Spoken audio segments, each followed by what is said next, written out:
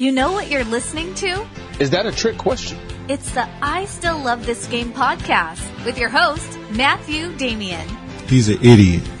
Don't listen to this. He's an idiot.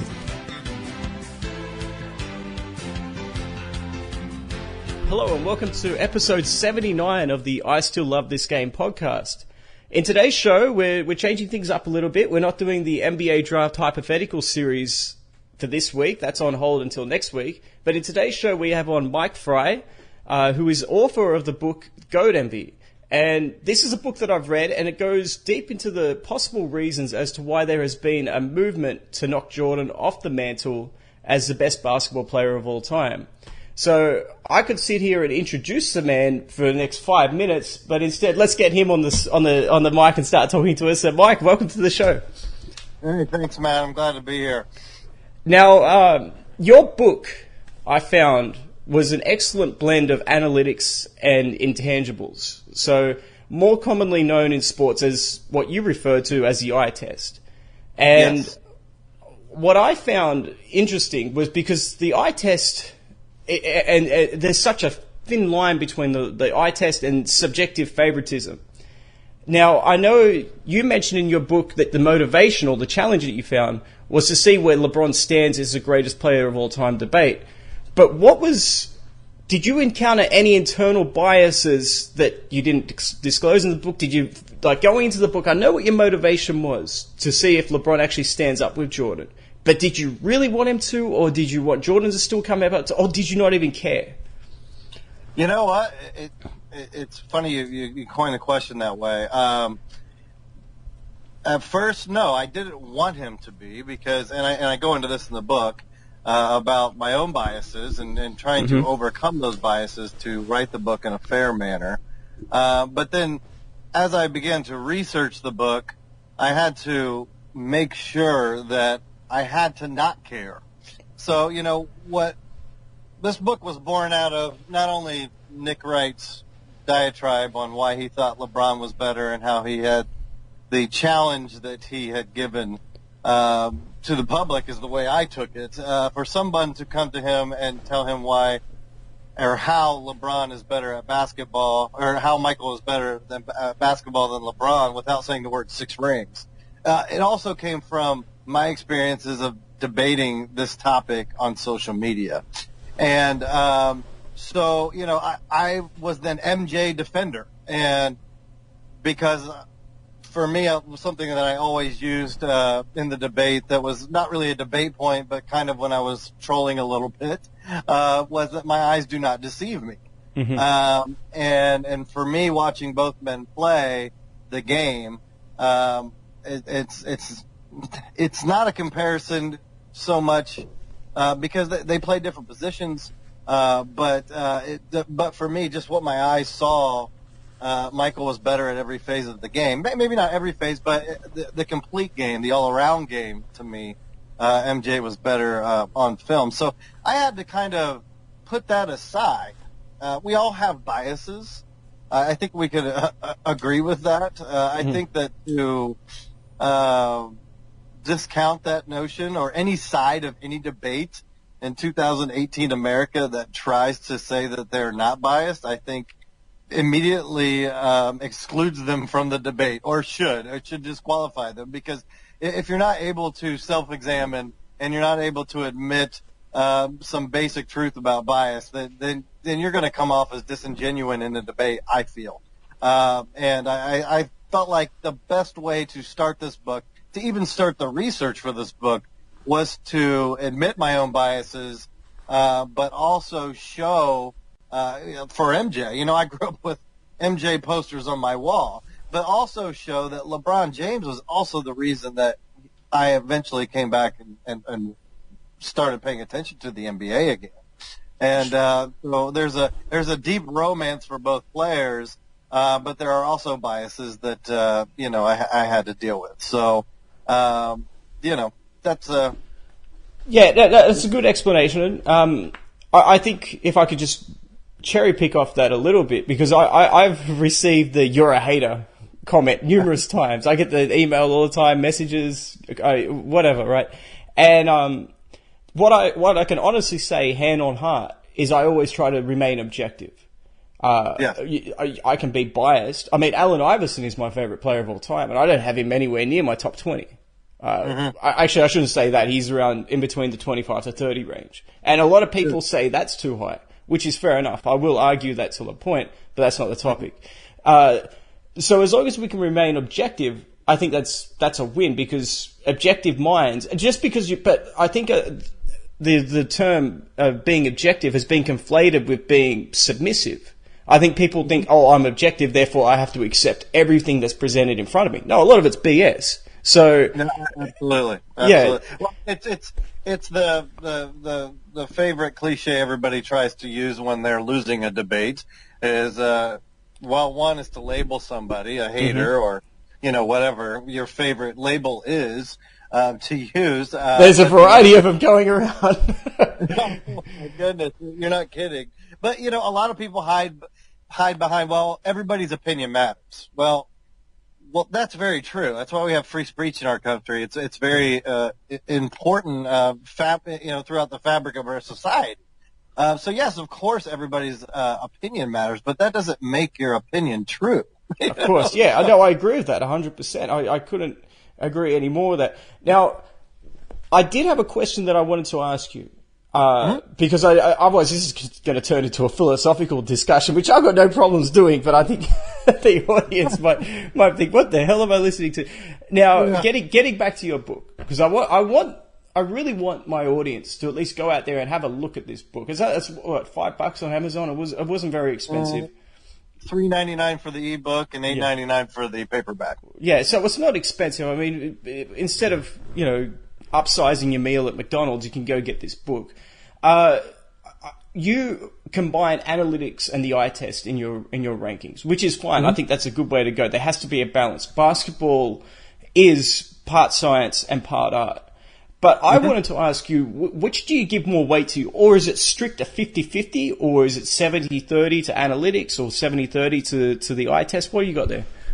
Well, I would say for the eye test, personally, just myself, not including anybody else's opinion, that's the best measure. Because, again, my eyes, in my opinion, don't deceive me. But that's the problem, isn't it? It's a biased opinion. It's kind of like MJ pointed out. Not every player had the chance to play in different eras. Likewise, not all fans have the ability to see, players play from different eras. I didn't get to see Oscar Robertson play. I don't remember a whole lot of the early career of Magic and Larry. I was just too young. So, for me, the eye test is the most important thing, but the next step to that is what explains the eye test the best? What explains what we see on film? I think that the analytics, to me, and the apex, and this is what I talk about in the book, are better measures of what we see in 48 minutes of a game versus career numbers and longevity. So while awards and accomplishments and finals records and all those things I think matter in what I call a whole pie case, they are just slices of the pie. And what I've seen a lot in this debate, so far, is that LeBron's fan base seems to focus on longevity as its main debate point. And again, Karl Malone has more total steals than LeBron James, but do you really think he was better at stealing the basketball than LeBron James? For me, the answer is... That's questionable. Malone had some quick hands in the post, man. Sure. No doubt. In the post, sure. That kind of leads me to, one of the points I made in the book is I exclude centers and big men from the debate because for me the all-around game includes everything from athleticism, the ability to slide your feet from sideline to sideline, your ability to box out and to go hard after, how fast are you or quicker. Everything matters, and to me the bigs lack in certain areas that guards and forwards don't. They have something that you can't teach, which is height, and there's nothing that a guard or forward can do about that. But it doesn't, to me, the guards and the forwards should be in the conversation the most. People will disagree with that very, ardently, but they point to career numbers and things like that for Wilt and, Kareem and those things. But for me, the all-around game is the game of basketball. Who's got the best all-around skill? And for me, the analytics, I think, explain that better than career numbers and longevity, in the course of this debate. So let me ask you this. Now, you've talked about the importance of analytics. Now, you would know this, so I don't feel like I have to go fully into detail of this, but you can have stat padding. So if we're looking at whether your eyes deceive you or whatever, that's why you go to the analytics. Now, do you find yourself in a difficult, or did you find yourself, I should ask, in a difficult predicament figuring out, when you're looking back retrospectively with Bird and Magic and to a lesser extent, of course, Jordan. Now, you didn't watch every single LeBron James game, so you had to rely on some. I mean, nobody has apart from probably Nick Wright. Sorry, I have to throw some shots in at some point. But what analytics do you look at? Do you look at the individual stats, or do you look at the team performance? Do you look at the teammates' performance? That to me it becomes very conflated, because analytics aren't just merely the box scores or even the advanced stats. It's how does he actually impact his team winning, and how does it help his teammates, and how do they do when they're not playing alongside him, i.e. not when he's, on the, having a 5-minute break. I'm talking about when he goes to a different team. How was he before he played alongside him, and then after? Things of that nature. Yeah.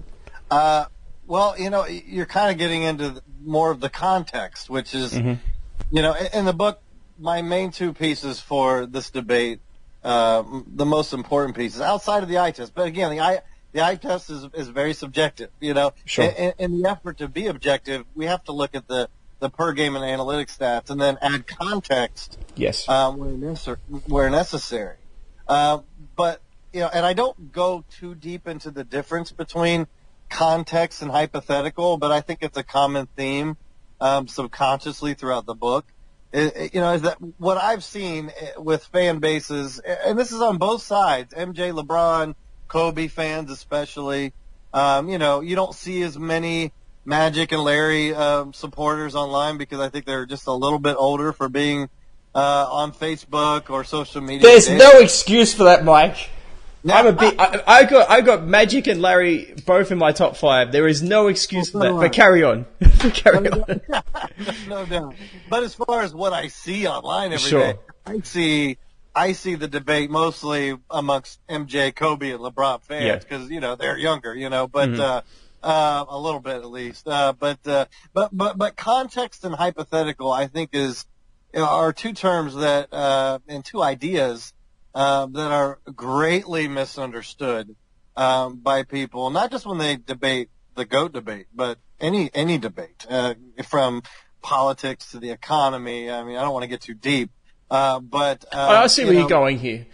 So I think that it's confused, though, because a lot of people use the word if when they talk about context or hypotheticals. But most of the narratives that I've seen, from Colin Cowherd and Nick Wright to, just your online fan, that I've seen from LeBron's fan base, they use a lot of hypotheticals, but they get confused when they are confronted with context. Yeah. And, I actually did a little research before we came on. I just wanted to quickly look at what context, the definition is. The definition for context is the circumstances that form the setting for an event, statement, or idea, in terms of which, can be fully understood and assessed. The parts of something written or spoken that immediately precede or follow a word or passage to clarify its meaning. Synonyms for that are circumstances, conditions, factors, situation, background, scene, setting, whereas hypothetical, the synonyms are theoretical, speculative, conjectured, notional, supposed, assumed.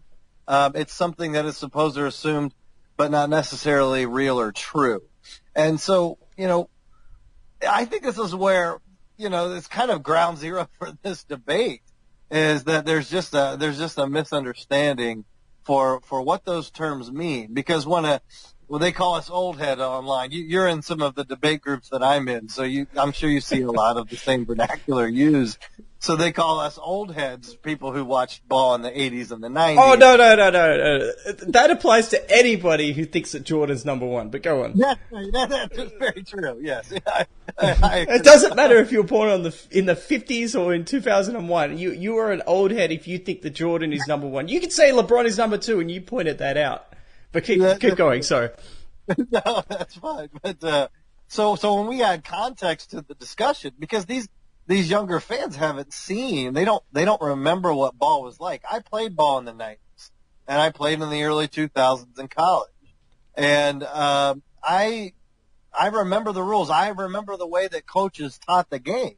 I remember some of the things that were, generally accepted and things that were not accepted for the etiquette of the game.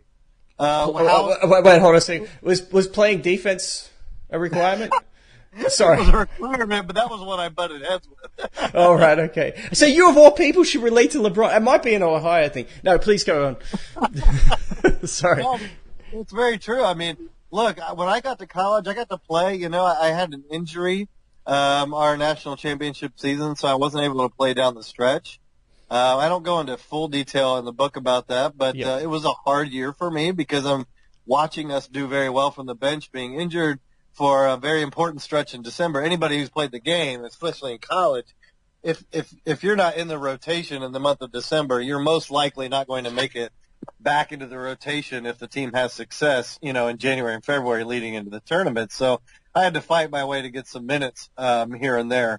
But that it gave me, when I came back, not being able to play defense showed me how important defense really was. I wouldn't say I was, the dumbest defender. I understand the game. I played really well in a zone because zone I didn't have to chase a guy that was faster than me around the court. But I understood angles. I understood the way the offense was playing against me.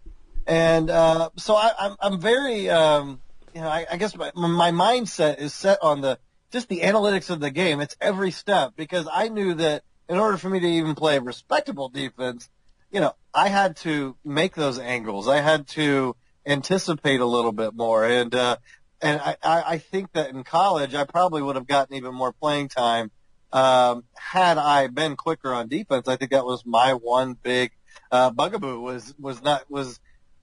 was not horrible, but when it came to man-to-man on-ball defense on the wings, I wasn't as good. So I understand the importance of it, and I include it because of that experience as a major part of the all-around game.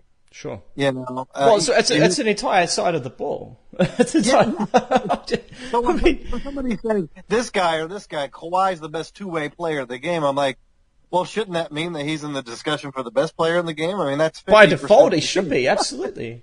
At least when healthy, Yeah. But the point I wanted to make is you were talking about context. Now, I think what happens a lot of the time, and this is me psychoanalyzing, which is something I hate doing, because if I don't know the person, I don't want to go anywhere near that. But you and I have encountered enough of these people to know that, hey, that there's a bit of a trend here. And from some of the videos we've seen from Fox Sports 1 or ESPN or wherever, we will see that context is really an inconvenience to them because they're trying to come up with an absolute. They're trying to say LeBron is the best because of this. There's no context because he's the best because of this, or Jordan's the best because of this, or Kareem should be in the discussion because of this. But they're not applying context because it makes that argument less absolute. But honestly, by not including context, it makes them disingenuous and, quite frankly, dishonest.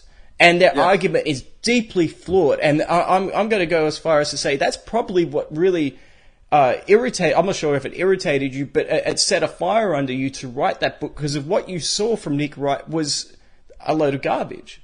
And I've done a response. That's as much as I'll give him to Nick Wright because it was insane. It was pure insanity. It was the most one way.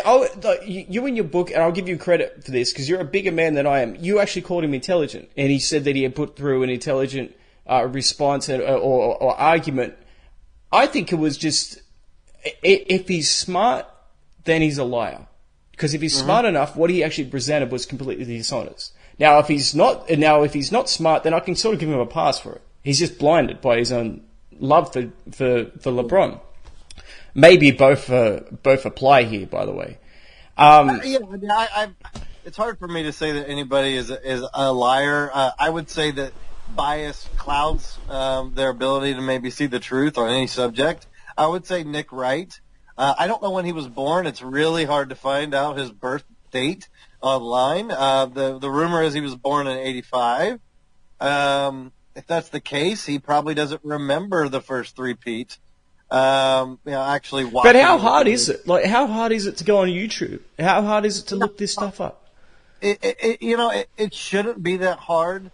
But like you said, people are not, I think, interested in applying context because basically all their research, and this is why I call him intelligent. He's intelligent. I mean, of course he has, researchers in dark rooms over, in the studio, behind the studios, behind the cameras.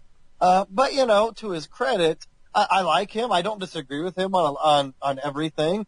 I agree with Colin Cowherd a lot, especially on the NFL. I mentioned this in the book, especially on quarterbacks. I think his analysis on quarterbacks is fantastic. It's why I was so taken back by some of both men's analysis on this debate, because what I agreed with them on certain things with NFL talk, when it came to LeBron and Michael Jordan, they seem to go the other way. They seem to go more emotional, more romantic, more prisoner of the moment, while hiding behind this narrative that they are the analytic people. That, I am all about math. That's what Nick Wright says. I'm very mathematical, very analytic. I'm like, if you are, then why are you using career numbers to describe what you see in a 40-minute game? Right. 48-minute. Yeah, exactly. And, so yeah, I mean, that is the one thing, is the sole reason for writing this book originally was to combat all these narratives, that,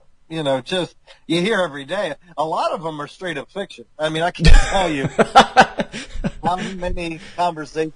Okay, for instance, just the other day in the debate room. Are we going to share war stories? Because I've got a bunch of them, man. Go on.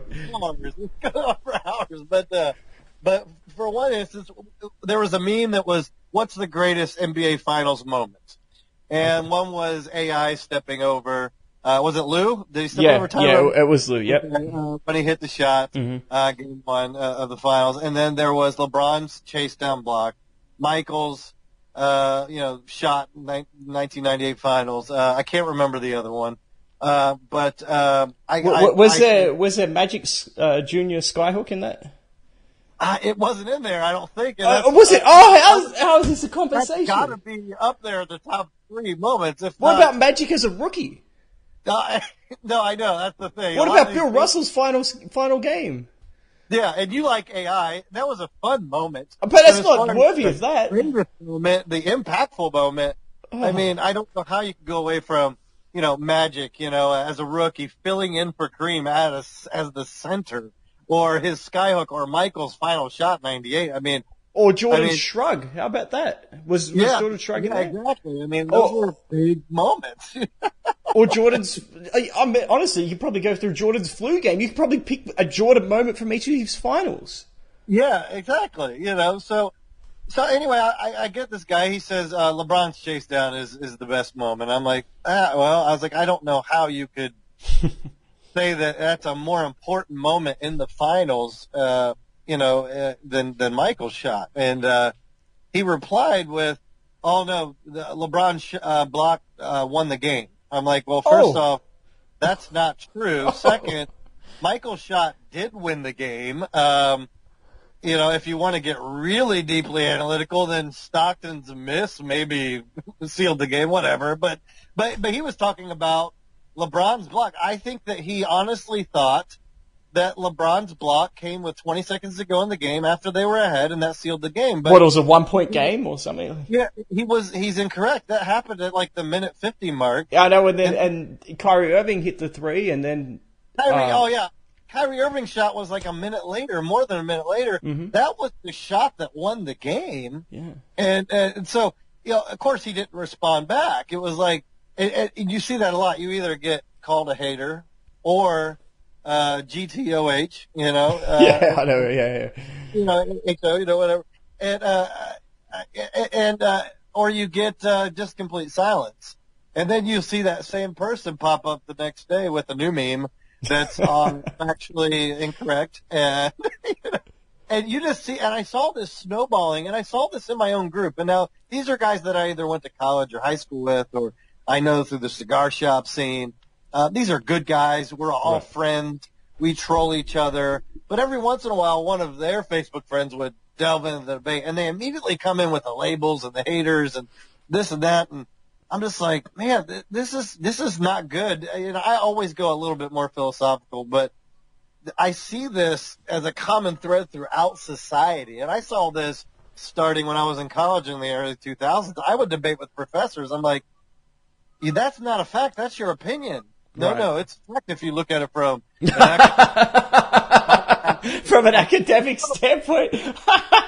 I'm sorry. What the hell is that? An academic standpoint? Sorry. Go on. Exactly. Like, I'm like, you can't use a point of view to establish truth. You know, it should stand alone. So, well, Mike, from an Australian standpoint, you're completely wrong. From an academic standpoint. All right, I'm going to ask you then. What is your favorite myth that you see? Like the one that makes you just laugh and shake your head. So, but there's a lot of myths and half-truths in this conversation. I mean, I've got a personal selection of probably about 15. I don't know if I could ever narrow it down to one, but do you have a favorite? You know what? It was hard for me to even narrow it down to I think 15 or 16 that I put in the book. I mean, I could have gone on and on and on, but in the effort to make the book a short, quick read, a fun read, not too heavy with the rhetorical analysis that I had, and even though I kind of make a play on that, I can only stop myself so much. I can always ramble, but there's so many. I mean, my favorite standalone narrative is the longevity one. It's not as fun, but it's the one that feeds all the other narratives. But honestly, man, I mean, so what was it? A couple of weeks after I released the book, I saw two narratives come from Colin Cowherd that made me laugh, I think, more than any other narrative. And I'm like, oh, man, I wish I had known this before I finished the book. But he was talking about he basically said point blank, LeBron James is the reason why we even have a GOAT debate. He invented the GOAT debate. And I had flashbacks to Al Gore saying that he invented the internet, and I'm like, what? I was like, I remember before LeBron stepped on the court as a pro, many debates, Larry, Magic, Michael, Isaiah, all these guys from the 80s and 90s. I mean, Kareem, Will, there's always a debate. I mean, are you kidding me? I mean, to say he invented the GOAT debate is just, so far beyond fact. I couldn't believe Well, Mike, from an academic standpoint. Exactly. What's the other one he said? The other one, he said it in the same video segment, and he said that LeBron is above championships. No, he didn't. Did he say that? I was like, this is direct evidence of what I would call a cult following. Is when you start treating your favorite sports hero as a god. And look, we're all biased. We're all, I think, not innocent of that. As a kid. Yeah, but there's limits, man. Heroes, you treat them as gods. I get that. But there are limits. There are limits, especially for somebody like Colin Cowherd, who I really admire and respect. I really love his show. For him to come off as such a cult fanboy, I thought was laughable. I'm like, this is the same guy that I agree with on quarterbacks, his rankings, how important the quarterback position is to the NFL and how much weight it carries in today's league, all of those things. To then just do a 180 and revert to such a fanboy, a notion that LeBron is above. I mean, it just sounded. I mean, you talk about all the excuses that I've seen for 3-6 finals record and all the hypotheticals and everything that goes into that. That's the worst. I mean, to hear that. Oh, now, well, he's above. Who cares about the losses? He's just above all that. I'm like, I couldn't believe it. I laughed really out loud when I heard it. Once again, I hate to psychoanalyze, but I think what he really meant was LeBron's above criticism in his eyes. Yeah. Not championships, but just criticism. Because I guarantee you, and this is, in my heart of hearts, I will believe this.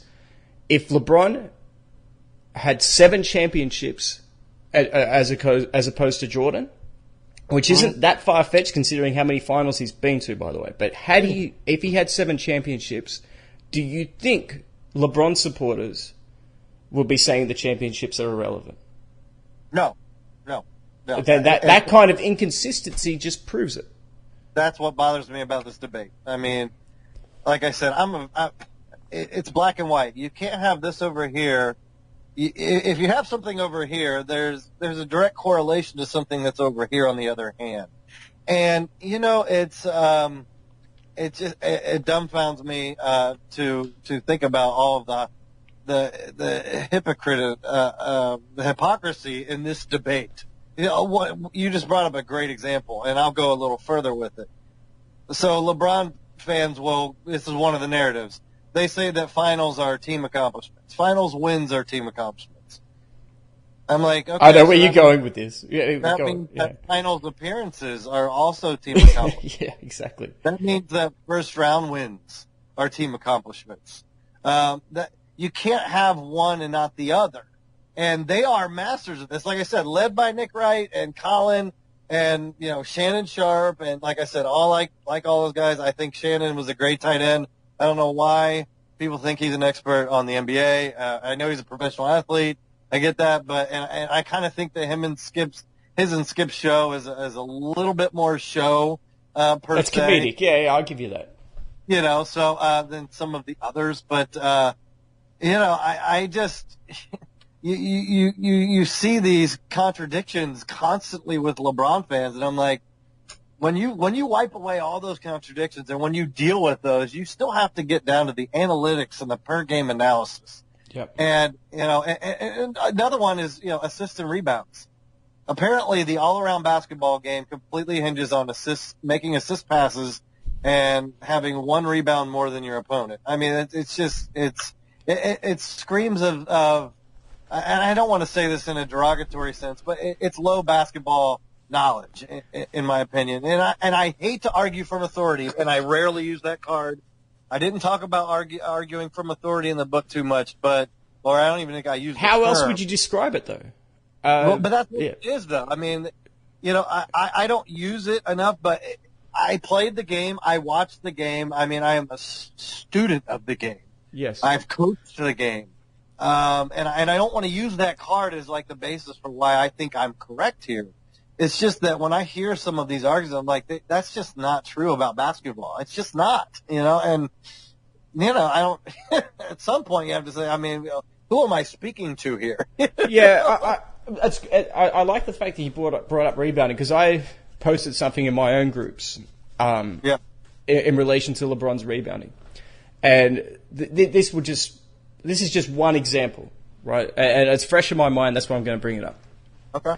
But a common criticism of Russell Westbrook, because as you said, stats are the biggest argument for LeBron, right? Mm-hmm. So a common criticism of Russell Westbrook's game is that he stat pads, especially in terms of defensive rebounding, right? Mm-hmm. So if defensive rebounding is considered a stat padding statistic, right?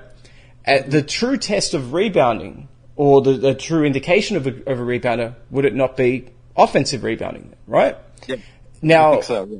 If we're going by offensive rebounding, Jordan actually averages more offensive rebounds than what LeBron does. 1.6 versus 1.2. And this is in an era where there's a lot less shots going up. Yep. So it's either one or the other. And the game was played closer to the basket. Sure. With players Giants. who were giant in the paint without defensive 3 seconds. So fighting to get offensive rebounds, to me, you're right, shows a greater skill of what it takes to rebound the basketball. Yes, absolutely. So the point that I was bringing up to people before I got called every name under the sun was either Russell Westbrook is a superior rebounder to LeBron right now because he averages more rebounds, and you can't use the context of, well, it's more defensive rebounds, because you have to then apply that same standard to the Jordan versus LeBron rebounding argument. It's either one or the other. And it's something just does not commute. So I've come to the realization that a lot of my own audience will actually hate what I'm saying. And I'm fine with that. Believe me, I'm not going to lose sleep over that. But I'm not going to stop and change my honesty in these conversations, because the name of the brand that I've made is I Still Love This Game. Meaning I love basketball. And I'm sure you can identify with this. Yeah. It's in our best interest to see the game get elevated. Yes. We want to see LeBron overtake Jordan. We want to see the next guy overtake LeBron. Yeah. Absolutely. It's not a vendetta against him. We want to see the game elevated. And when you see the conversation get crushed the way that it has, and the standards of basketball getting diluted so badly for one guy, i.e. LeBron, that's when people have an issue with it. And they say, hold on a second. I can't believe that Cowherd, I can believe it, of all people, I can believe he would say that. But I still can't believe that he would go that far to say that championships are irrelevant, or championships don't matter. Championships are the reason they play. That's why Bill Russell, that's why the Bill Russell-Wilt Chamberlain conversation was so polarizing. It's which one is it, stats or winning? And Russell, essentially Chamberlain had to concede, and that's why when he went to the Lakers, he became a passer and a shot blocker and all those things, and he won 72 games. 70 games in one season. They won. Oh no, sorry, I'm all over the place. 69 games. It was 72 for the Bulls. Now, championships are what separate guys from, like, the Magic Johnsons, the Larry Birds, the Isaiah Thomas. Do you think Isaiah Thomas is going to go out there with that swollen ankle and play through all that? Allen Iverson, the wars that he went through, Kobe Bryant, they played to win. The ultimate sign of a winner is championships. And now all of a sudden, to say that, I'm not directing at you, but I've tried to hold this in. Damn it. But to say that they don't matter and stats only matter. Okay then, if stats only matter, then you mentioned his name before, but then Karl Malone's the second greatest scorer of all time. And I love Karl Malone. I think he's one of the great power forwards of all time. But he's not better than Wilt scoring. He's not better than Jordan scoring. He's not better than Kobe scoring. He's not better than... I mean, I could run through all... probably another 10 names. But that's why context matters. Of course. Like I said... I need a beer. Do you have a beer? Sorry, go on. That's why we need to do this live next time. We will, man. In the same room. But no, I mean, that's... Context matters. That's why I'm very open in the book. I think that my comparison analysis, by including Kobe's numbers, Larry's numbers, Magic's numbers, alongside Michael's and LeBron's, I did that to provide context to both Michael and LeBron's numbers without using my words. I wanted to use straight numbers because I'm so self-aware of trying to get rid of any biases that could possibly sneak in. So for me, the numbers get rid of the bias, but as far as the overall debate, that's when you get into narratives. That's when you get into context. And trying to find out which narratives are true, which ones are false, and which ones are, unprovable. And I don't see, on that last part, I don't see LeBron's fan base making much of an effort to do that ever in this debate. All they do is just pile on more and more and more memes, more everything, more sound bites. And I'm like, at some point we have to look at the numbers, but we also have to consider the context that goes into that. So, yeah, I mean, I could go back through and I could pick off, and I talk about this in the book, the one-off narrative is another one of my favorites. I could go find a slice of games. I could find, for any player throughout the history of the NBA, and I could say that no other player's done that. And LeBron fans are very focused on those types of things. And, Shannon Sharp comes up with them, and Mike's never done this, blah, blah, blah. I could come up with a billion things that LeBron's never done, that Michael's never done, that Michael's the only one in history to do. So, it's just, you see this, like you said earlier, you're getting into absolutes. People seem to argue and debate that way. You had a very good line in your book, and you were talking about whether it's an ego thing, and they were engaging in an argument not to learn or anything like that. It was an ego thing to see if they could win the argument. I'm paraphrasing here, but I think that sums it up brilliantly. Yeah, I think so. Like I said, you're doing all your research and everything to prove your point of view, but you have to put that. Like I had to do it with this book. I could never write this book unless I was willing to say, at least on paper. Now, my eye test says that MJ's better, but on paper, the analytics and per game, I had to be open to the idea that LeBron would blow Michael away in the per game analytics. And really, outside of the narratives, as being, and Nick Wright being the reasons for writing the book, what fueled me. One of my other favorite narratives is that LeBron's just an all-around better player. And we started talking a little bit about that, touching on it with the offensive versus defensive rebounds. And that's what drove me to look at the per game and analytics stats. And like I said, there are 120 of them on there. I got them through the Toronto series, finals, playoffs, regular season, 120 different categories that these guys, and I compared them all. I won't tell you exactly the results because I want people to get the book and read it for themselves. But I wanted to establish that Michael was as good or better all around than LeBron James, because for me, that's what the standard of being the GOAT is. Who's the best all-around player? And far too often, you hear LeBron fans say, well, Michael was a better scorer, but LeBron's just better all around. It's almost like, and I think I coined it similar, I'll paraphrase myself, is that they've turned Michael Jordan into a bad version of Carmelo Anthony, with a series of first-round losses, no defense. He's a ball hog. I'm like, that's simply not true. Michael Jordan averaged 5.3 assists per game, only 1.8 or 9 less than LeBron. Does that mean that he's better at passing the basketball?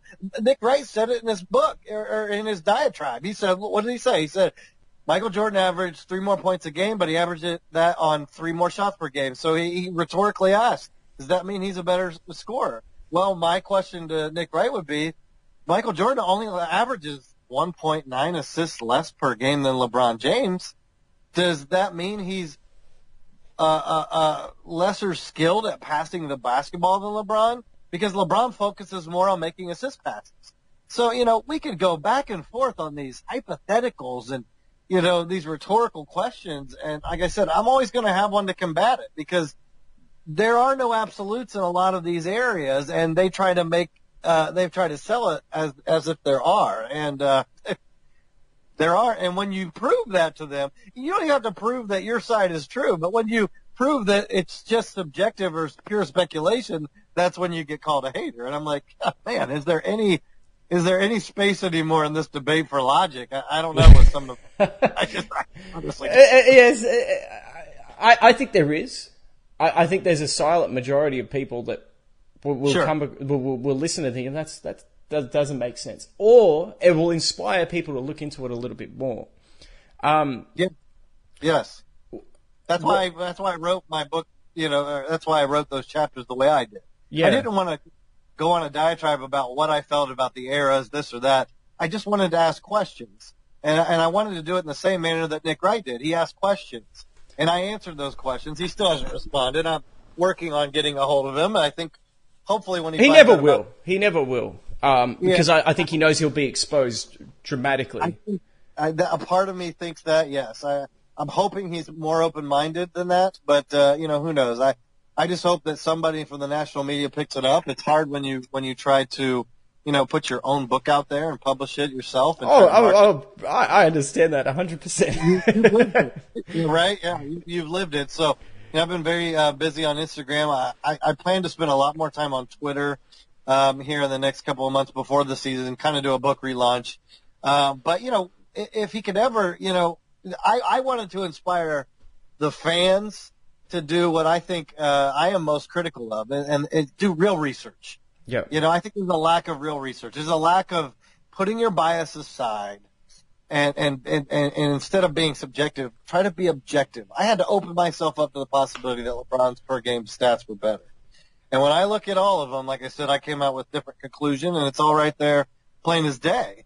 And no matter how close it is, and I mentioned this in the book, whether Michael finished, first, second, third, didn't matter. To me, the eye test, proves to me personally that Michael was better than all the other four. But I honestly say, Matt, I was a little blown away by how well Michael performed in the per game and analytic method. Yeah, I do like the fact that you also included playoffs in there too. Yeah. Because I think that's where real basketball is. Because you got so many variables with the way the season is. 82 games. You got sometimes teams coming in on back-to-backs or 3 games in 4 nights or whatever the situation is. But playoffs, it's an equal slate. Of course, you've got home court advantage for one team or whatever. But that's really a marginal advantage anyway, because what's the percentages of series that goes 7? I don't have it in front of me. I would venture to say probably 15%, and that might be being generous. So it's a level playing field in terms of there's no advantages and there's no disadvantages. You have to fly to Toronto, okay, but they have to fly from Toronto to Miami. So there's no real advantage or disadvantage there. But what it does prove is it shows who the complete players are. Because they will take away they being your opposition, they will take away your strengths, and you have to go to plan B, plan C, plan D. Absolutely. It's the same reason why we see quarterbacks who are really good in between the 20s. Mm-hmm. But in the red zone, yeah. Can move the ball today. But when you get inside the red zone, that's when your weaknesses are exposed. And that's why you see guys, struggle inside, like I said, the 5-yard line. They can't throw touchdowns anymore. It's because the field shrinks. Their weaknesses are exposed. Same way with the NBA in the playoffs versus regular season. They're going to take away what you do great, but in the debate, the GOAT debate, I mean, we're talking about fine lines here. I mean, we're talking about these are the greatest players to ever walk the planet. Mm-hmm. So, and you talk, and I love that you brought it up. I keep bringing it up again. Is the absolutes. I mean, I think I wanted to dispel this notion that even though so for me, for instance, I think Michael Jordan's the best player of all time, but I'm not going to tell you he's heads and shoulders and better than LeBron James. It's close. I mean, it's close between Magic and Michael. It's close between Michael and Kobe. These guys are all the best to do it. And I laugh at some of the extreme statements that I see in these narratives, and you don't need to go overboard to prove your point or to make a case. Just give me the facts. Give me the research. You don't need to make extreme statements. You don't need to label people this or that. Let's just keep it on let's keep our feet on the ground a little bit. Michael Jordan was fantastic. So was LeBron James. What do we use to separate them? Finals record is just one of those things. It's not my key piece in how I debate the GOAT debate. But it's a part of it. That's another thing that irritates me. Of course it's a part of it. I mean, if anybody relies on that, then they trip over their own feet, and then Bill Russell has to be, or Sam Jones has to be ahead of him. Robert Horry, which is another funny. Oh, no, yeah, I know. Yeah. Yeah, that part cracked me up in your book. I won't say why, but that part did crack me up. Now, I did want to ask you a couple of other questions. What has been the feedback you have received already on your book? Well, Mom and Dad love it, but, Mom and Dad are extremely subjective. So, right. But, like I said, the book hasn't gone what I would call viral yet. But I've had a number of people like yourself, people who don't know me personally, who have read the book, and I haven't had a negative feedback yet. I've had great emails. A lot of them aren't going to appear on Amazon because they go through and they check your friends list. Like I have lots of acquaintances on Facebook that I've never even met before face to face. They won't include those, in your feedback on Amazon. So, so the ones that you do see are ones that people I don't really know or that I just barely know, and those are the ones that I admire the most, and the ones that like I said, so far I haven't had anybody say that it wasn't well written, or that that it wasn't eloquently written, or that the case that I made was incorrect, or at least, on my research, that it was a fun read. And so, yeah, I mean, I'm glowing on some of the feedback that I've received so far. And like I said, I hope to get it out there even more, because I feel confident. I'm very happy with the book. As a writer, and I was thinking about this coming on, am I a basketball guy? Yes. I mean, but first and foremost, my passion is writing. I'm writing two film scripts right now. I write copy for companies. This is something that I've discovered a little later on. Well, I'm not that old. I'm 37, but I didn't discover this in high school. I maybe wanted to start writing, but I really started putting my attention to it a few years ago.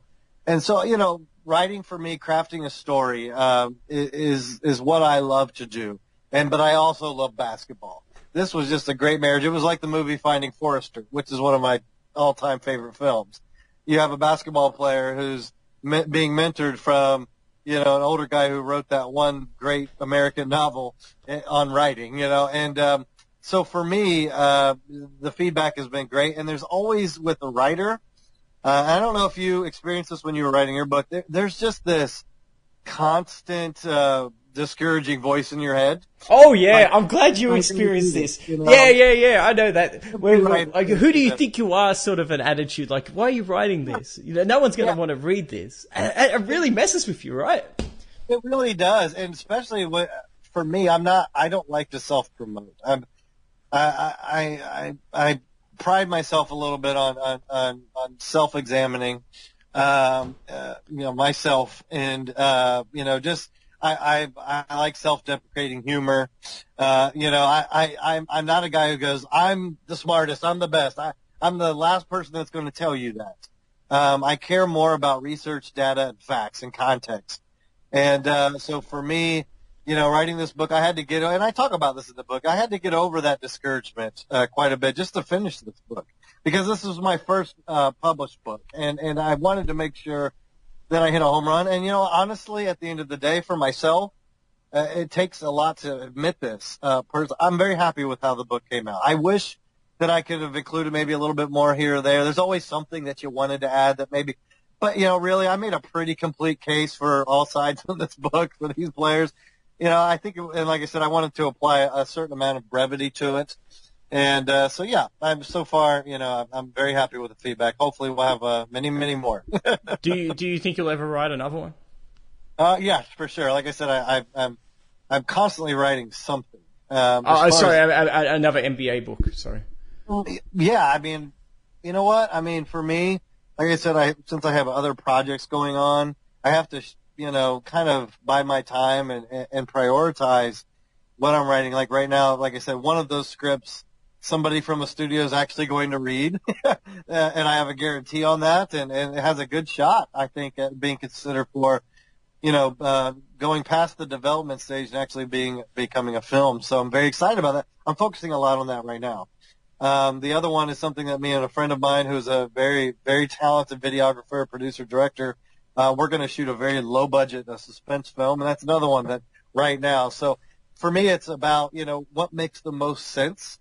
If somebody nationally says, or a publisher says, hey, we really like to go to MB, we'd like you to write about, Babe Ruth and Albert Pujols or, whatever. I'd definitely be open to that. And for the NBA, I don't know how I can avoid writing another book, honestly. I'll probably start research on some aspect of the game, maybe more into the era comparisons, which I might piggyback on some of your book because, so far from what I've read, within the comparison of the best teams all time, there's inevitable comparison era or dismissal. Yeah, exactly. Yeah, exactly. So you can't avoid it, and I would like to talk a little bit more or write more about the differences between the eras and how it affects the game. I talk about it a little bit in the book. One of the narrative points I really discuss defensive 3 seconds, what zone defense means, what illegal defense meant, rhetorically, but I'd like to maybe analyze that a little bit more, to show, I think, why we see the numbers that we see today, why we see higher efficiency today amongst some players at the top of the league.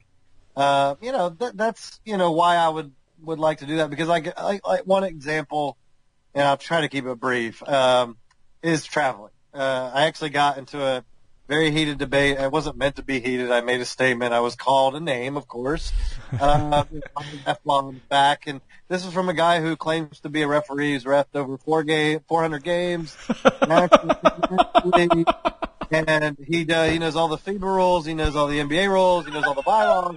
And he was trying to tell me how the gather step and the half step are two separate things. And everything that I've researched so far, even in the NBA rule book, even in the explanations from the NBA on what traveling is, I don't see a difference between the gather step and the half step. It's the same thing. And so what we've seen is that referees have decided on their own over time, and this has only happened really in the last 5 years, to allow an extra full step, and in some cases even two. Like when Ginobili came into the league with the Euro, I talk about this a little bit, the Euro step was two steps after your half step. That's what has always been allowed in the game of basketball. Now, in the NBA, even in Michael's era, they would allow you to move your pivot foot a little bit and let it slide a little bit. Yeah, the old Patrick Ewing rule, right? Yeah, exactly. You'd see that foot lift up or slide a little bit. I'm not, delirious of that fact. I mean, that's true. It's happened. But today, like the Euro step, like I said, Ginobili's was that what made the Euro step so exciting was the style of the step. It wasn't having more steps. And a lot of fans that I've debated with already, they think that the Euro step means a third step. And I'm like, that's not the case. You take a step one way, and then the other one you go completely the opposite way, and it looks like a travel, but it's not. Whereas today's Euro step, and Wade did this too. Wade was very good at this too. And but a few years ago, they started letting guys take 3 or 4 steps to the lane, and I'm like, this is not the Euro step. They're calling it the Euro step, but it's not the Euro step. I'm glad you brought that up, because this is a question I wanted to ask you. Yeah. And this is something that I find difficult coming to terms with.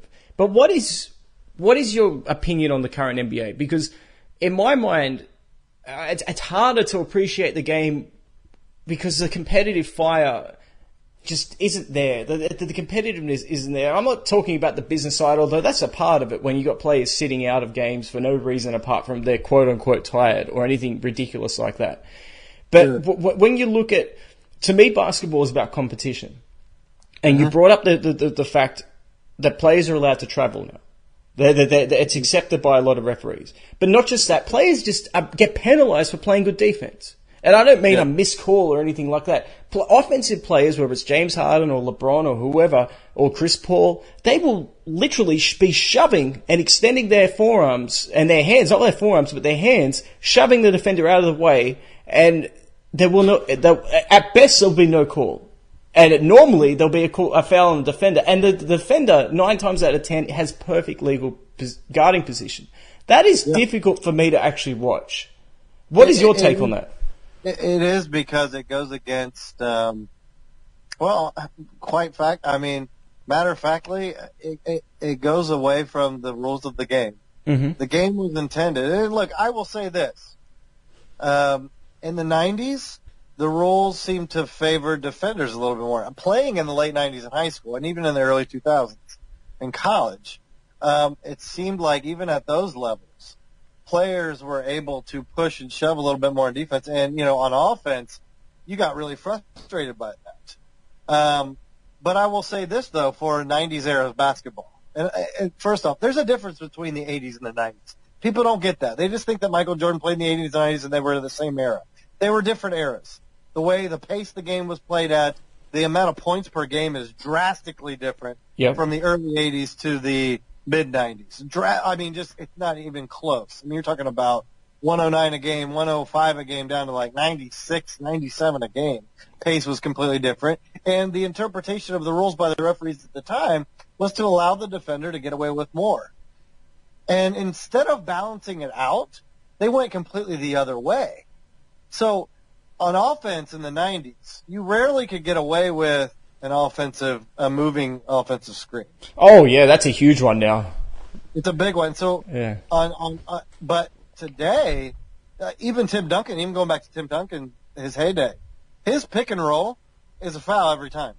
Every single time you move your butt out and you stick your butt out, from the time that the player, the ball handler passes you, if you stick that your butt out even 2 inches to knock the defender off his course, that's a foul. And you're not even seeing that little slight disparity. You're seeing full out blocking. Yeah, I know. It's almost like in the American football. You got a lead runner. You got lead blockers. Exactly. And now the fancy thing to do is to roll into the defender because that forces a switch. I'm like, that's a foul. You can't roll until the player's past you. You can't roll into him. That's a moving screen violation. And I'd like to discuss this more. I'm glad you kind of brought it up. That greatly affects and impacts the numbers that we see on offense today because it leads to more spacing. It allows you to have an easier opportunity to get the switch that you want. And let's be honest. Like I said, I'm not a LeBron hater. He's my number 2 all time. LeBron has made a living off of switches, especially the last 4 years. He has made a living off switches. So I hear people say, well, LeBron can take anybody to the basket. I'm like, no, he can't because he constantly is trying to get that switch on the slow Indiana Pacer that's 6'10", who actually does play a more traditional power forward spot or a stretch 4, but still not nearly as quick as LeBron, and he's blowing past him. I mean, of course, he's able to get that switch because the rules allow it. That moving screen violation is just absolutely huge. And traveling is the other. James Harden, Steph Curry even though I think Steph is the most talented, player I've ever seen with my 2 eyes in setting up his own shot off the dribble. Nobody ever compares. But in the last couple of seasons, he's doing more traveling because James Harden is. And they're taking 4 steps to set up. I'm like, man, I wish I had 4 steps to set up in the 90s. I would have even been a better three-point shooter. I mean, I'm watching these guys, just without a dribble, just step back, step back, step back. I'm like, boy, if you could do that, man, that's easy. The game's easier. I'm going to put you on a spot here. And I'm going to ask you for a number. Jordan in his prime in today's era, how much is he averaging? In his prime in this era, with the rules, no hand checking. No hand checking, moving screens, pushing off, traveling, all that. Defensive 3 seconds is in play, no traditional big men, and no protective area under the basket. Correct. Michael Jordan, could he easily average 40 points a game? I'm trying to sound sensible here, and I say yes. We saw him average 37 when I thought the game was still played at a higher pace and the defense wasn't quite great yet in 1988. But it was getting there. I mean, that was when the Pistons were starting to emerge. Bad Boys brought it in, those in 88, 89, 90, they brought in the Jordan rules right after that. But in that year, he averaged 37 points a game. I don't know what it is off the top of my head. What was it, 37 points? 0.1. Yeah, 0.1 a game. Yeah. Could he do that in this era with a similar pace? And also the interpretation of the rules as we see them today, easily. I can't stress that. I can't stress the word easily more. So are you going at 40 or are you going to go higher? Late 80s, early 90s, Jordan could easily average 40. But I think, again, I'm going to preface this with this, okay? I think Michael Jordan was not the ball hog people say. When he was forced to play point guard, he would get his triple-double. And then look at the 91 finals, and 11 assists a game. Michael Jordan could have averaged as many assists as anybody that's ever played in the history of the game, other than maybe John Stockton because of circumstance, and Magic Johnson because of circumstance. If he played with Kareem, if he had Karl Malone to feed it to, he would average more assists per game because Michael was a very patient player. Phil Jackson talked about this in his book, in the difference between Kobe and he. Michael was a much more patient offensive player. He was coachable too, yeah.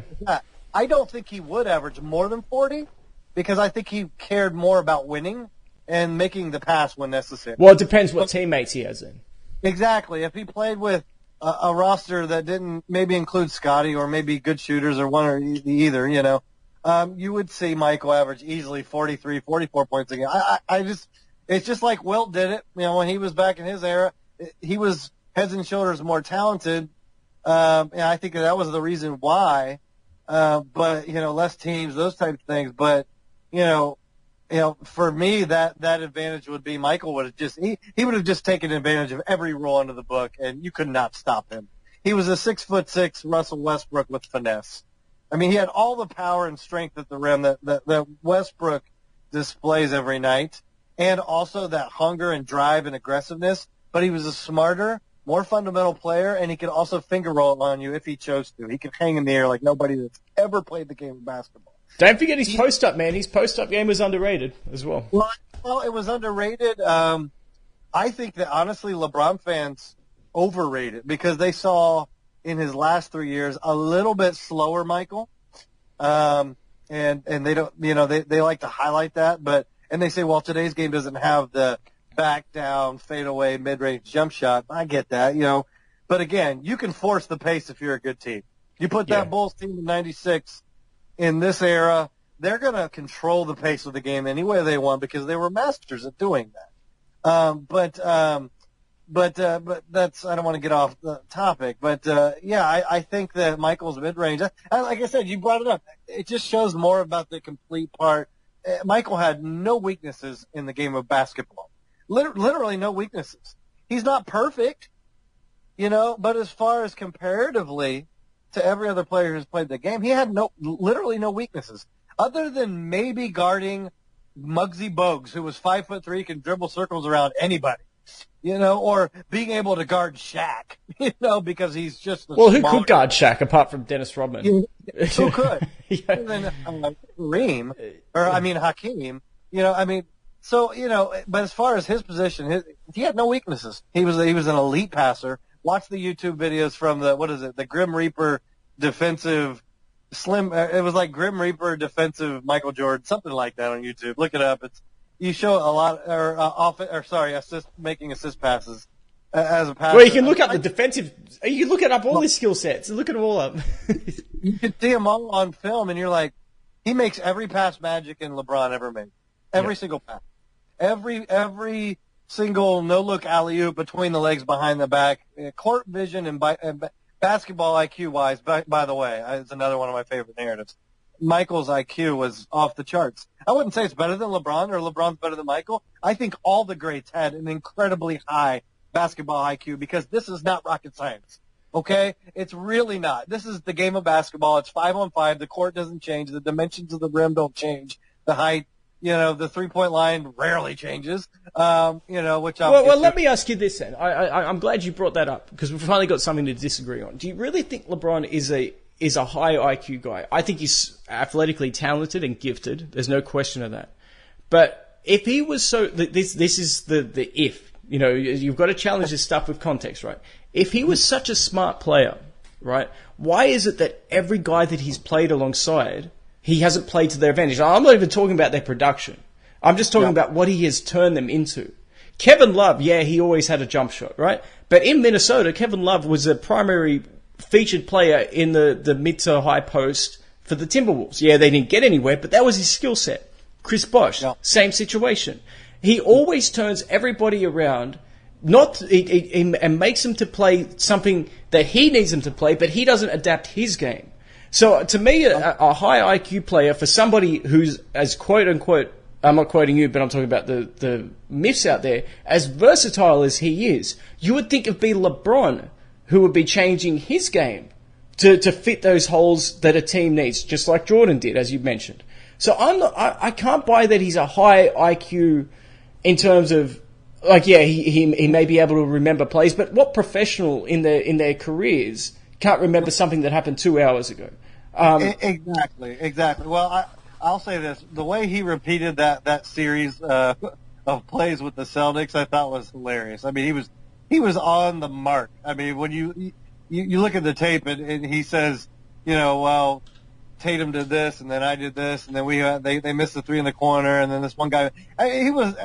I would say most players couldn't do that right after a game. I mean, usually it's a blur. Right. So I will say that. But you touched on it a little bit, and I'm glad you brought this up.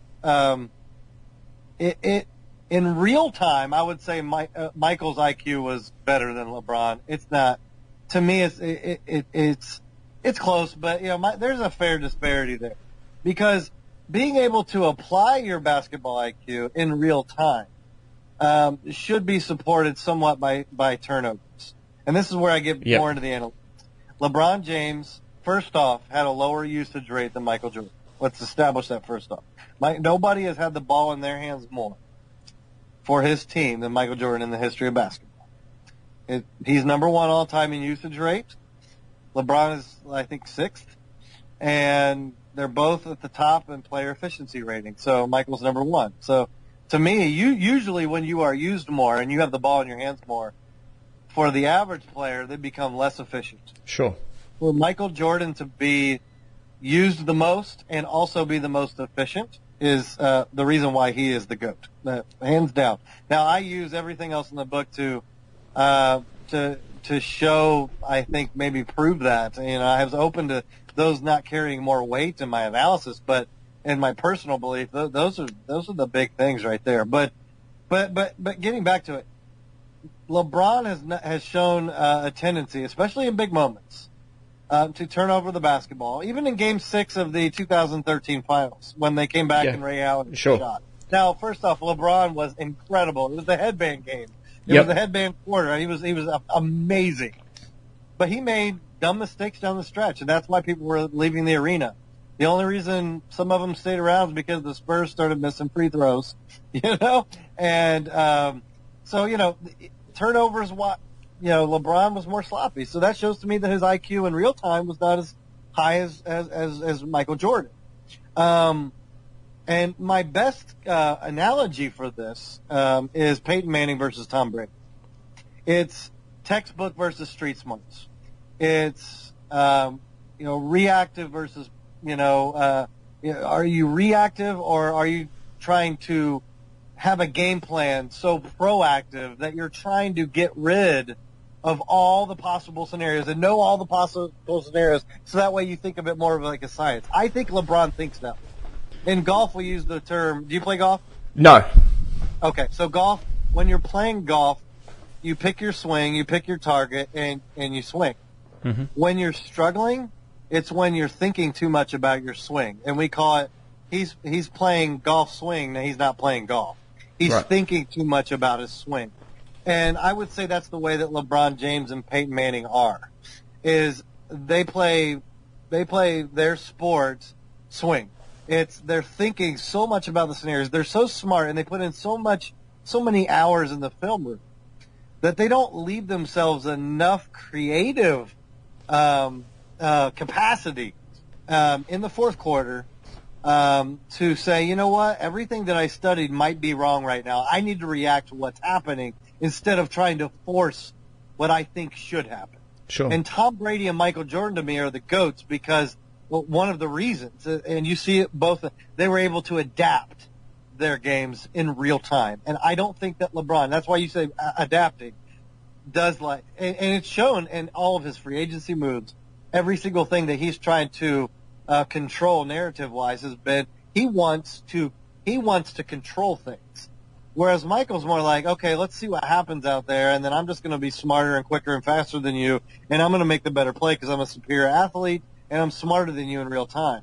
LeBron and Peyton Manning were more like, if I didn't see this on film, I could be surprised. And you saw that with Peyton Manning with his pick six and what was that, Super Bowl? Which one? Which one? Which playoff game? He's the Super Bowl against the Seattle. Colts, sorry. It was like Peyton Manning had studied enough, and he thought that was going to be open, and guess what? The corner shut it off. What was Marvin it, Porter? Harrison, Wasn't it Porter? I think it was Porter. That's right, yeah. Porter went, he picked it off, ran it the other way, and he didn't expect that. And I think that things have happened like that to LeBron. And we've seen that when he's made passes in key moments, especially in the finals, that weren't, like I said, the right basketball play is not always the best thing for your team. Sometimes you have to force it. Sometimes you have to take the tougher shot. And I think that Tom Brady and Michael Jordan have demonstrated in their careers that they're willing to take maybe not the smartest play, quote unquote, but the tougher shot because you know what? They say, I'm the best in the world. I'm the best in the world, and my team needs me to be the best in the world right now. Right. And they were willing to take shots that I think the other guys, or make throws that the other guys would never do, under the circumstances. It's why we see, in my opinion, I know you're separating hairs here, but, that's why you see LeBron take more game-winning buzzer shots when his team is either tied or ahead, or to seal a game.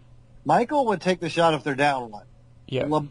Tom Brady didn't need to kneel on the ball to win the game. He could win it in the final minute, time and time again. And he's had some flubs that he saw it last year's Super Bowl. He didn't protect the ball. I know he got blindsided, but you know what? Still got to protect the ball. I get that. That's why Michael's number one on my Mount Rushmore of all-time greatest players from any sport. He just perfection in the finals is hard to match. I think I can simplify it a little bit more. Now, my audience knows this, but you don't know this. I played rugby at a pretty high level in Australia, and in those pressure situations, to me, because I never really panicked. I always everything sort of slowed down in those critical situations, and people will tell you about this in critical moments of their life, whether it's something like a tragic situation, like a car accident or something like that. Time almost stops. It almost slows right down. Like it doesn't. Obviously, time stands still for nobody, right? But in those situations, it does slow down if you're prepared and you're relaxed. And keyword, if you're confident. Yes. And I think, and this is when people are going to say, "Oh, you're just a hater," right? But this is my personal opinion. I don't think LeBron has ever been truly confident until the last maybe season in scoring the basketball, especially not shooting. Maybe in the other aspects, but definitely not shooting.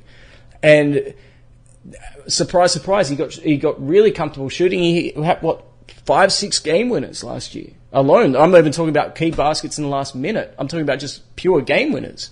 Yeah. So when you bring up Peyton Manning, absolutely, he panicked. You brought up the pick 6 against the Saints when he was a member of the Colts. How about his performance when he was the Broncos up against the Seahawks? They were tearing him to shreds. And the same with LeBron. We've seen so many times, so many circumstances, so many situations where, he does panic. He absolutely does, whether it's a bad shot or it's a clumsy ball or he doesn't even want the ball in his hands. Think back to the Dallas series. Everybody rags on him for the Dallas series, and rightly so. That's the worst performance I've ever seen by a superstar in the history of basketball. I know, exactly. And it's part of his legacy, and I've always argued that. Like, there's a difference between potential and skill, and there's a difference between potential and results. And for me, like I said, the whole pie case is what I call it. It has to include everything. To me, there are more important pieces to the pie. But if you're talking about legacies, and just the sheer, I would say he looked distant. Like I said, either he looked scared. He looked scared in the fourth quarters. Either confused or not confident, and I would say it was a mixture of both. I think that he saw on the other side of the court Dirk taking all these big shots, averaging I think 11 points or 10 or 11 points a game in the fourth quarter of that finals, whereas LeBron only had 11 points in the series in 6 fourth quarters. I don't think he I think that he thought, and like I said, I certainly don't write this. I don't like to pretend what people were thinking. I like to look at myself and see if I can draw any similarities.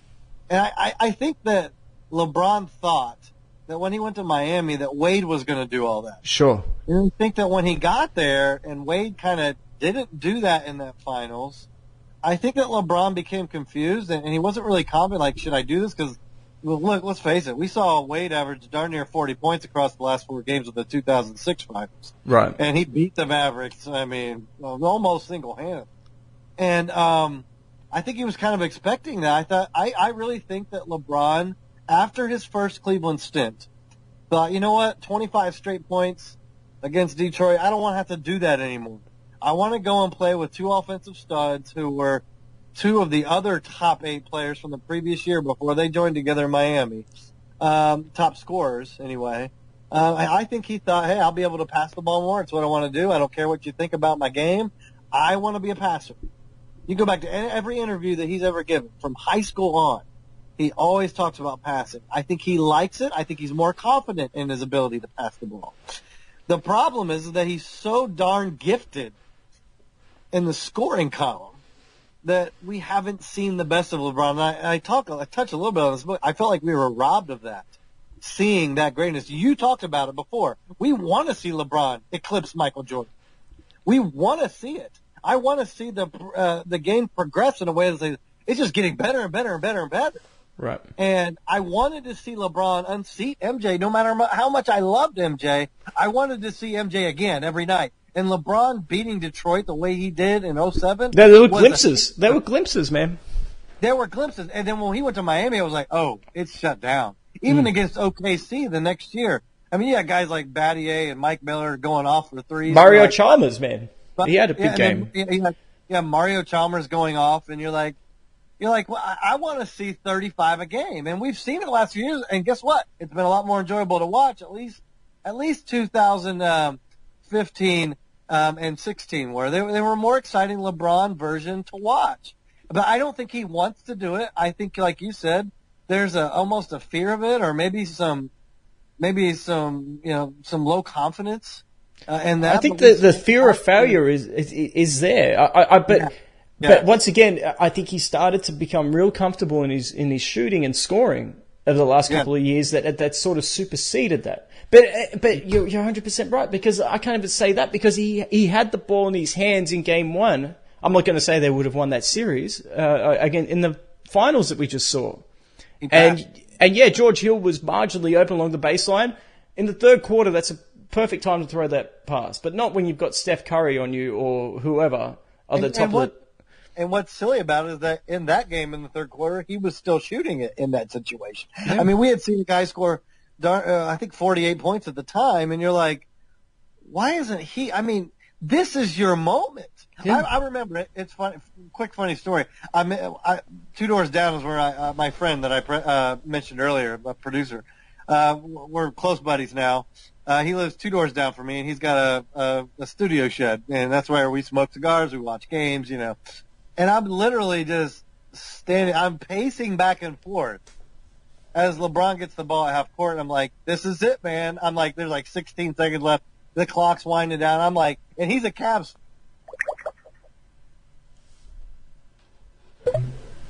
There, I had a call. No, you're fine. I'm telling you, he's a Cavs fan before he's a LeBron fan. Of course, he's trolling me constantly about LeBron being the GOAT. He really thinks MJ is, but he trolls me. Right. He's supposed to be fun up. Well, he's a good friend then. Yeah, exactly. So I'm like, dude, this is your moment. This is it. This is what we all want to see. LeBron James is down 1 point right now, and he's got a chance to hit a finals game-winning shot, like Michael did Game 1, 97. We get to see this shot. And even though they were tied, I believe, when he beat that Jazz that game. But this is the 98 final shot. It wasn't the end.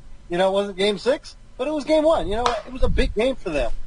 And he passed it. And I'm like, you've got a 6'3" dude on you.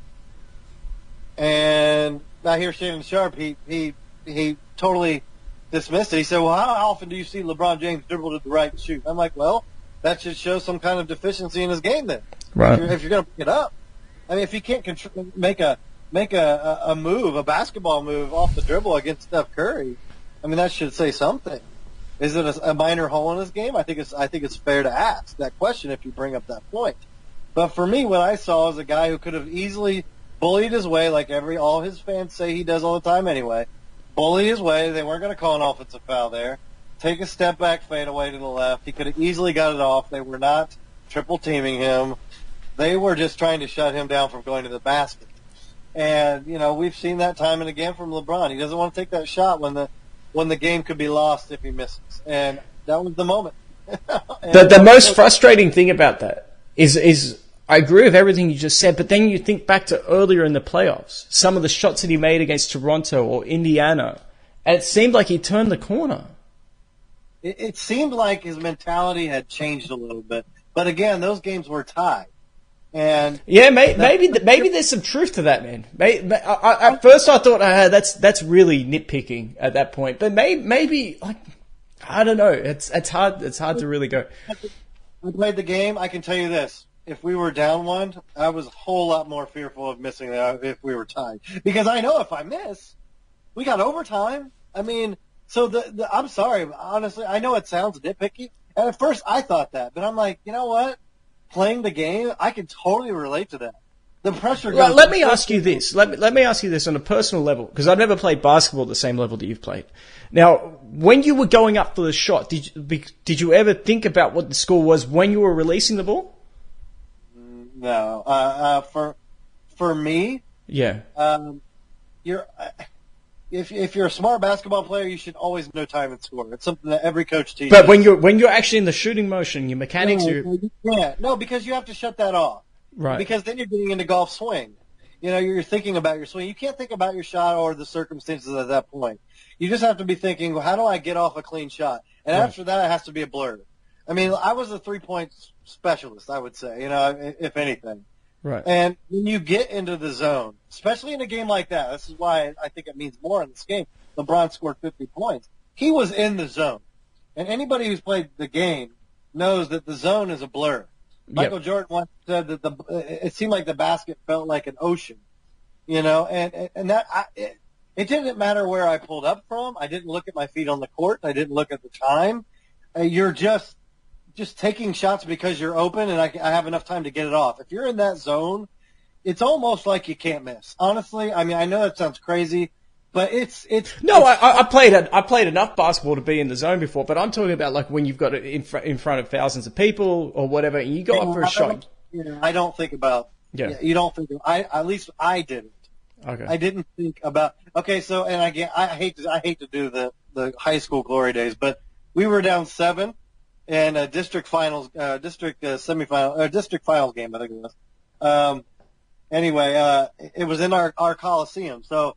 You know, if you've ever played in a Coliseum, you know that the baskets look a lot shorter because they stand alone. The crowd, it's more like an NBA arena. You know, the crowd's further away. The court's kind of standing right there in the middle. You feel like you're on a stage. Right. And some of these Coliseums, they were like, you know, like at fairgrounds and such, you know. So it's a lot different than playing in a high school gym where you're comfortable. Well, you know, for me, you know, we're playing in the Coliseum. We're down 7. And I just started saying to myself, because I had a rough start to the game, I don't think I had a lot of points in that game. And this was as a junior. And we're down 7, and my buddy passes me the ball. But all of a sudden, I kind of felt like I was in that zone. I had just hit a 3-point shot, and I just kind of got going, you know. I hit a couple free throws, and I was like starting to get in a groove. He passed me the ball, and I shot it from like 10 feet behind the arc. And it went right in. And I don't remember where I was on the court. I just remember getting the ball and thinking, we need a 3. We're down 7. There's no shot clock because it's high school basketball. Right. And I just need to shoot. Now, most people would think that's a high-pressure shot because if you miss that shot, you're an idiot, right? Right, most sure. The parents of your teammates are going to come, why didn't you pass the ball? you know, but I was like, I'm the alpha here. I'm going to take this shot. I'm going to be the one that is going to get us going back. Right. And you know what? It got us, and we won the game. I mean, it was the best comeback that I've ever been a part of, you know, with that little time remaining. And so that's the only thing I can equate to. I was just thinking we're down 7. I didn't really care about anything else, and I certainly wasn't thinking about being down 7 as I was shooting the ball. It was more like in the huddle, it's like, okay, we're down 7, go make something happen. Once the ball gets back in play, you're not thinking about that anymore. You're just thinking about getting a great shot off. And so for me, if I'm LeBron, but that's where you go back to the Peyton Manning LeBron thing. He didn't make the dumb mistake there, but he was thinking so much about the circumstances, in my opinion. Like I said, I don't know LeBron James. He seems like a great guy. It has nothing to do with that. It's just when you pass up that shot, you've got 48 points already. You know, he wasn't wide open. He was semi-open. You know, come on. You know? Yeah. And again, this isn't a 7-footer near the basket. This is George Hill. You know? Right. To me, it wasn't the smartest play. The smartest play was for the guy that was in the rhythm he was to take that game-winning shot. And I think that, that it was a significantly more pressure than when he hit the runner bank against Toronto. You know, because he's going to the overtime. You know, so sure. Yeah. Okay. Once again, I've gone overtime, way overtime. Mike, did you have any final comments for the episode? No. I mean, I certainly really appreciated my time with you. I'm glad I met you, and I think that your show's fantastic. Like I said, I'm just really excited about this book. Like I said, I rarely self-indulge put praise on myself. I'm proud of this book. I think that a lot of research went into it, and I'm excited to see where it takes me. I would say, in closing, if you're going to be debating, and I mean anything, and I'm not going to say what area of life, but there are many, especially in 2018 America, try to research facts. Don't only think about it from your perspective or your point of view. There used to be a saying that I hear a whole lot less today that I heard a lot growing up. If I'm going to walk a mile in your shoes, you should be walking a mile in mine. And if you are unable to do that in a debate, you shouldn't even debate. You've got to be willing, and like I said, any subject, I don't care what it is, you've got to be able to put yourself in the other person's shoes, or at least consider the other person's perspective and their point of view, if you're going to at least debate either intelligently or properly or friendly, in a friendly manner. And like you said before, trolling, but doing it without hate. That's a big theme throughout my book. Troll with laughter. Don't label people haters and, this and that out of anger. If you want to say, hey, you're a hater with a little wink, that's fine. Use the emoji. It's 2018. I don't like emojis, but use it. Let somebody know that you're being friendly when you troll. Because I've seen this debate with people that I don't know get way too heated. I'm like, debating should always be passionate, in my opinion, but never personal. It should never be personal. If we can't part as friends, perhaps we shouldn't debate. And I've had to walk away from people in this debate specifically because they want to get so angry that I'm like, are they not going to be my friend anymore? I'm like, I'm not willing to go there to prove my point. No point is worth that. I'd rather keep the friendship. So, and maybe we don't talk about that when we get together. So, I would say that, my book has a little bit of a, can we all just get along, tone to it, especially, in conclusion to it. And, I would wrap up my thoughts today with this. I would love to get into a little bit more of the narratives, the 3-point shooting and the playoffs and finals versus regular season, and something I recently saw on Colin Cowherd, but that really got me going. I think we're out of time though, and I want to try to be as respectful of that as possible. So maybe next time. Oh yeah, we'll get you on in the future whenever the schedule allows it. But on a personal level, your book, I mentioned this before. I said it before to a lot of to the audience. It's only $4. So there's no excuse to not get this. Now, I've read a lot of basketball books as well as philosophy books and things like that at university and stuff like that. But your book, and I'm not saying this because you're on the show, because I wouldn't have invited you if I wasn't a fan of the book already. But your book it's the definitive answer to the question of LeBron versus Jordan because it covers all aspects of it. Now, I consider myself, as I probably should consider, I've got a bloody podcast about it, astute in the game of basketball. There were plenty of points that you brought up that I was unaware of.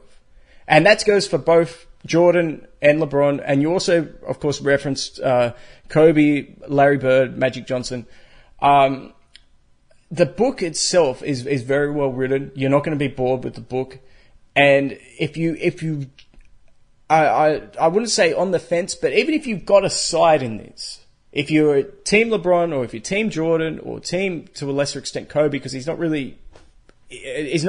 I said, he's referenced in it, but he's not a part of it. But even if you have a side in it, definitely get this book if you're in the middle and you're sort of tossing it up. Well, I don't know, I've heard this, but I don't know this. If you're new to the game, get this book. But even if you've got your side firmly made up, get the book and test it. Challenge it. There's nothing wrong with challenging it. There's a saying that, iron strengthens iron. You're only, if your argument cannot handle criticism and cannot handle facts, then it's a weak argument. It needs to be a better argument. So at least, and that's something that I like that you actually challenge yourself. That was in motivation for the book. And the conversation I've had has only further reinforced my respect for you. And thank you so much for coming on.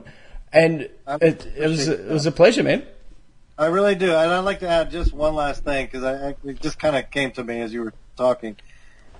This book was meant to be to come to the conclusion that I think LeBron is not the GOAT, but that the debate undoubtedly is going to go on. And that's why I wrote it in the manner that I wrote it, is I want people to do more research. I want you to test this. I want you to come back at me and say, you know what, Mike, I think you're wrong on this or that point.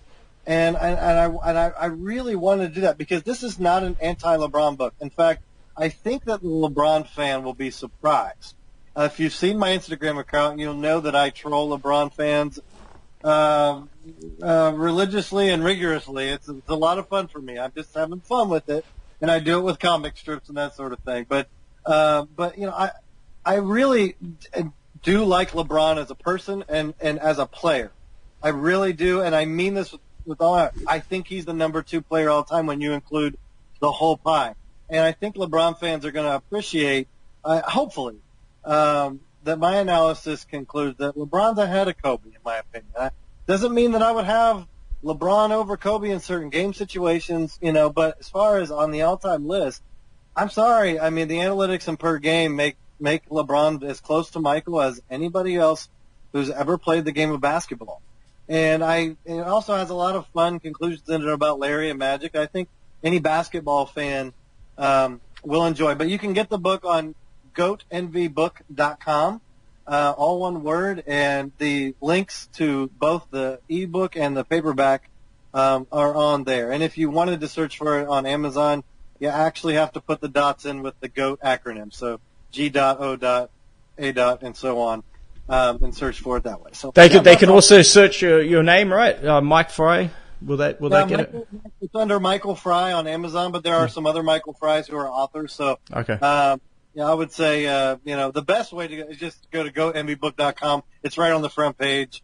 We'll put the link in the description. It's GOATENVY.com. No, GoatEnvyBook. Oh, so GoatEnvyBook. Okay. .com. And you mentioned your Instagram. What is that? That's GOAT_envy. Okay, excellent. No, without the dots. The only thing you have the dots on is in the actual title of the book and on Amazon search, but everything else is just GOAT. So yeah. Okay, so once again, Mike, it was an actual pleasure having you on, and let's do this again. Oh, I very much look forward to it. This was a blast. Okay, thanks so much, and thanks guys for staying for an hour and 44 minutes. It's all your fault, Mike. I'll take the blame. I'm very long-winded.